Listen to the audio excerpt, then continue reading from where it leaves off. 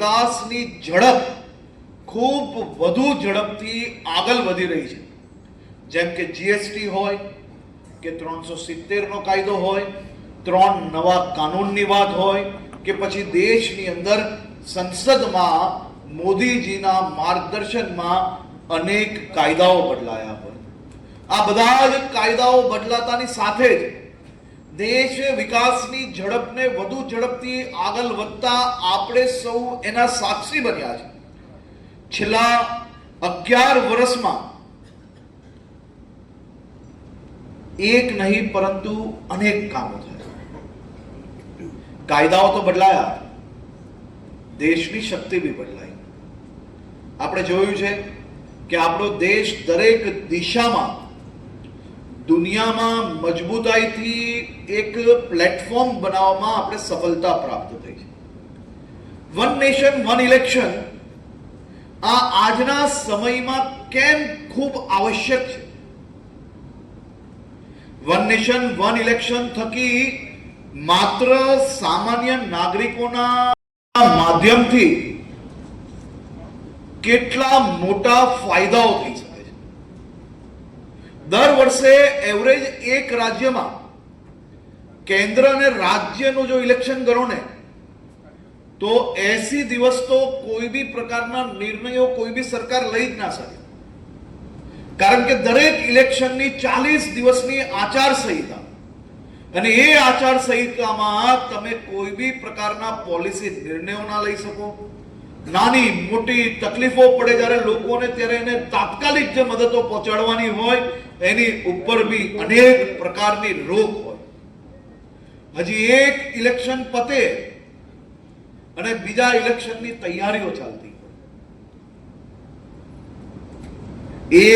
એક ઇલેક્શનમાં સેના, અર્ધસૈનિક બળ, પોલીસ, આ બધાના માનવ બળનો જો સમયની ખાલી કેલ્ક્યુલેશન કરશો ને તો એ આપણા દેશ માટે સૌથી મોટું જો પરિવર્તન હોય તો એ વન નેશન વન ઇલેક્શનનું પરિવર્તન આપણે નજરે પડશે. સ્કૂલોમાં જે ટીચરોએ, જે શિક્ષકોએ બાળકોને ભણાવવાના હોય, તમે કલ્પના કરો કે ઇલેક્શનની જવાબદારી, એ સૌથી મોટી જવાબદારી જો કોઈના માથે હોય તો એ શિક્ષકોના માથે હોય છે, પોલીસના માથે હોય છે, એડમિનિસ્ટ્રેશનના માથે હોય છે. શિક્ષકોએ અલગ અલગ ઇલેક્શનમાં દર વખતે જો આટલા દિવસો ઇલેક્શનમાં બગાડવા પડે તો એનું સીધું નુકસાન કોને થાય? તો એ શાળામાં ભણતા બાળકોને સીધું નુકસાન થાય.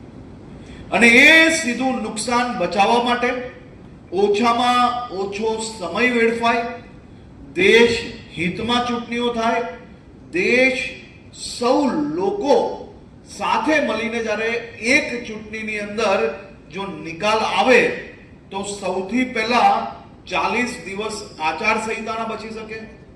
શિક્ષકો, પોલીસ, હોમગાર્ડ, સરકારી તંત્રના આ હજારો કર્મચારીઓ જે લોકોની સેવા માટે ક્યાંક ને ક્યાંક સરકારી નોકરી પ્રાપ્ત કરી હોય તેને અવરનવર માત્ર ને માત્ર આ પ્રકારની ચૂંટણીઓની વ્યવસ્થાઓમાં વ્યસ્ત રહેવું પડતું હોય છે, જેના કારણે સીધું નુકસાન રાજ્ય અને દેશના નાગરિકોને થતું હોય છે.